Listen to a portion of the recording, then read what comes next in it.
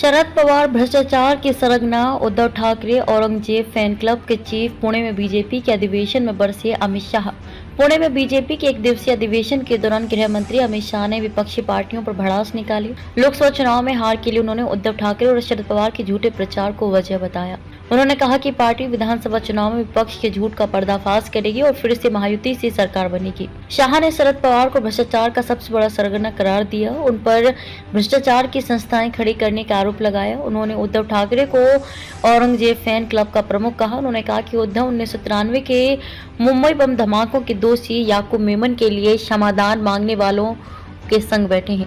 वे कसाब को बिरयानी खिलाने वालों के साथ और पीएफआई के सपोर्टर की गोदी में बैठे हैं।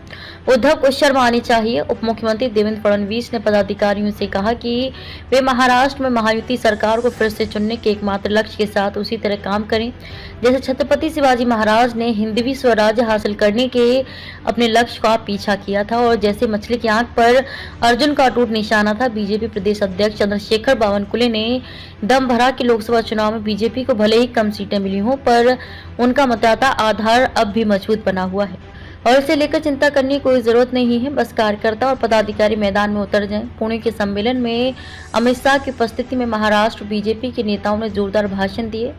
बड़े बड़े दावे कर पदाधिकारियों में जोश भरने की कोशिश की गई। फडणवीस ने कहा कि किसी के निर्देश की प्रतीक्षा किए बिना वे विपक्ष के आरोपों का करारा जवाब दें। उन्होंने निर्देश दिया कि नेताओं को अगले मुख्यमंत्री के बारे में अटकलें लगाने से बचना चाहिए।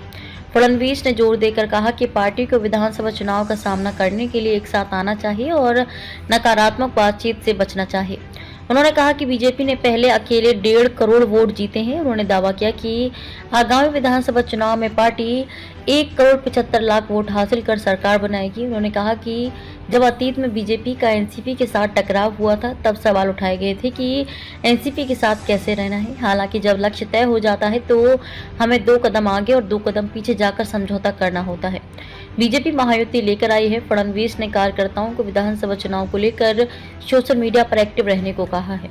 फडणवीस ने कहा कि महाविकास आघाड़ी की आलोचना करते हुए कहा कि महायुति सरकार द्वारा शुरू की गई सभी विकास और कल्याणकारी योजनाओं को वे रोकने का काम कर रहे हैं। उन्होंने दावा किया कि एमवी कार्यकर्ताओं द्वारा बहुमहत्वाकांक्षी मुख्यमंत्री माझी लड़की बहन योजना को विफल करने के पूरे प्रयास किए जा रहे हैं, लेकिन सरकार महिलाओं के सम्मान के लिए इसके कार्यान्वयन के लिए प्रतिबद्ध है। उन्होंने दावा किया कि आम चुनाव में एमवी की जीत संविधान में बदलाव और आरक्षण की समाप्ति के बारे में फर्जी बातें फैलाने के कारण हुई।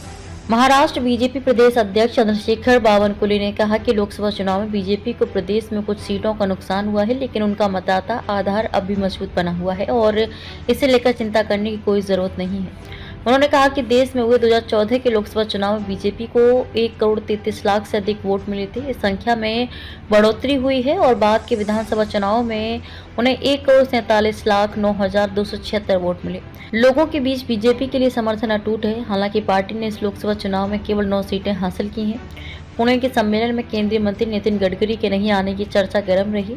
उन्होंने ट्वीट किया कि तबीयत खराब होने के कारण वे पुणे में होने वाले प्रदेश अधिवेशन में शामिल नहीं हो पाएंगे। इसके लिए उन्होंने कार्यकर्ताओं से माफी भी मांगी।